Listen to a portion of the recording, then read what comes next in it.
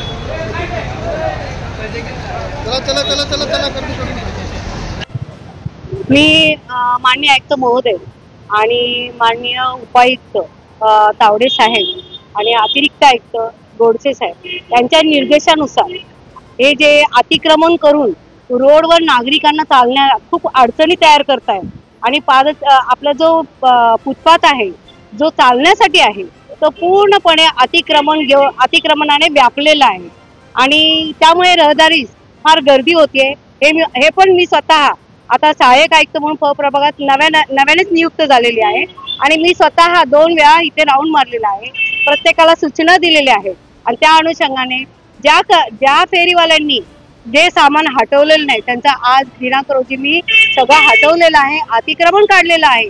तसंच बऱ्याच ठिकाणी फुटपाथच्या खाली जे कचरा आहे, ज्याच्या खाली जाळ्या आहेत, त्या जाळ्याच्या खाली अत्यंत कचरा आहे आणि तो कचरा व्यापारी संघटना सगळी एकत्र आली आमच्या जाळ्या काढून घेतल्या म्हणून मी त्यांना सांगितलं, ह्या जाळ्या फक्त एका अटीवर तुम्हाला ठेवायला मिळतील की तिथे त्या फुटपाथवर सगळी स्वच्छता पाहिजे आणि स्वच्छता असेल तरच तुमची जाळी तिथे लागली जाईल।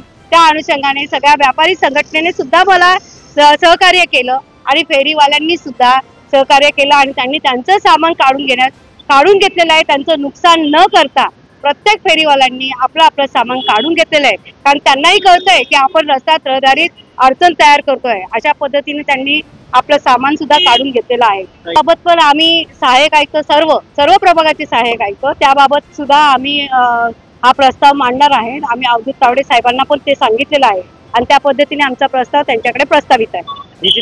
सातत्य म्हणजे आता रोजच चालू आहे. आता मी इथे आल्यापासून आता 8 दिवस झालं station road, Nehru road, Phadke road हे सतत कारवाई चालू आहे. त्यामुळे काय होत आहे की लोकांना आता कळायला लागलंय, नाही इथे कारवाई होते, आता इथे बसू नये, आपण आता दुसरा मार्ग शोधूया. अशा पद्धतीने लोकांचं पण चालू आहे.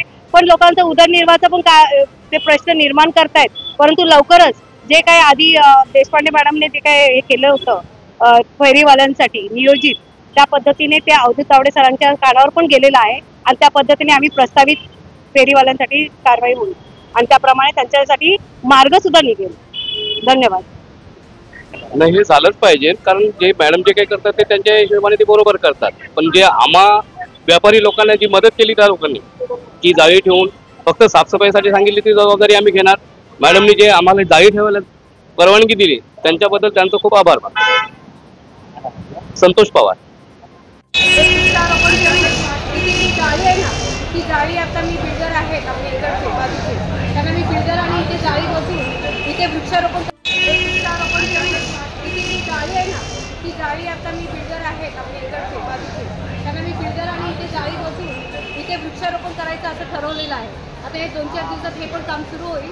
इथे वृक्षारोपण करून जाळी पूर्ण लावून घेणार, जेणेकरून इथे गर्दुले बसणार नाही आणि स्वच्छता राहील विशेष करून.